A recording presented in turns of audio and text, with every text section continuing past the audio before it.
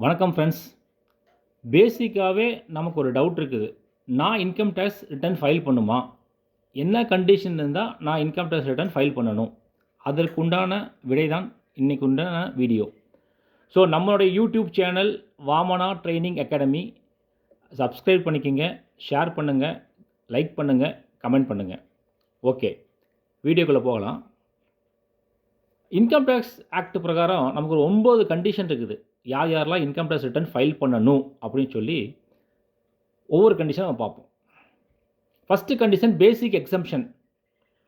அதாவது ஒரு ஆண்டு வருமானம் பழைய ஸ்கீமில் 2.5 லட்சத்துக்கு மேலே இருந்தாலோ, புதிய ஸ்கீமில் ஆண்டு வருமானம் 3 லட்சத்துக்கு மேலே இருந்தாலோ நம்ம ரிட்டர்ன் ஃபைல் பண்ணணும். இது நமக்கு தெரிஞ்ச விஷயம். ஏன்னா ஒவ்வொரு வருஷமும் இந்த லிமிட்டை யூனியன் பட்ஜெட்டில் அனௌன்ஸ் பண்ணுவாங்க.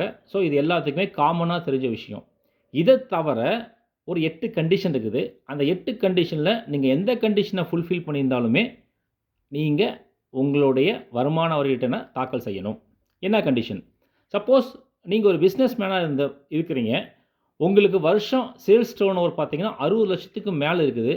அந்த சுச்சுவேஷனில் நீங்கள் ஐடி ரிட்டர்ன் ஃபைல் பண்ணணும்.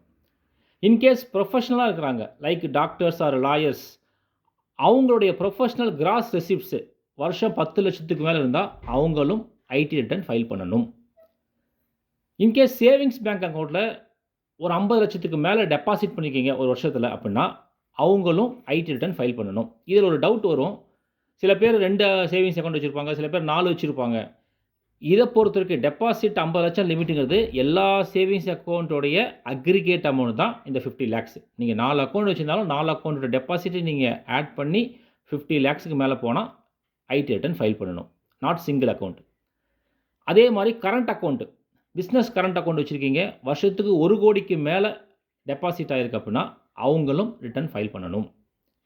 டிடிஎஸ் ஆர் டிசிஎஸ், அதாவது வருமான வரி பிடித்தம் உங்களுக்கு ஏதாவது செய்யப்பட்டிருந்தால், tax related to source, tax collected at source, இதில் எந்த கேட்டகரியிலையும் உங்களுக்கு 25,000க்கு மேலே ஒரு வருஷத்தில் பிடிச்சிருந்தால் அவங்களும் ரிட்டர்ன் ஃபைல் பண்ணணும்.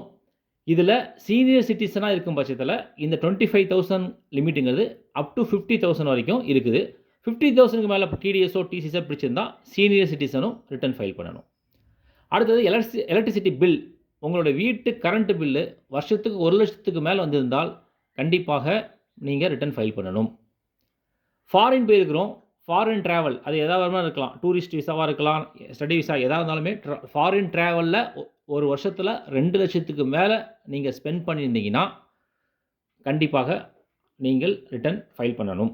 இந்த லாஸ்ட் கண்டிஷன், ஃபாரினில் ஏதாவது ஒரு அசெட் இருக்குது, அந்த அசெட்டில் உங்களுக்கு இன்கம் வருது, நாட் அசெட்டில் வர இன்கம்.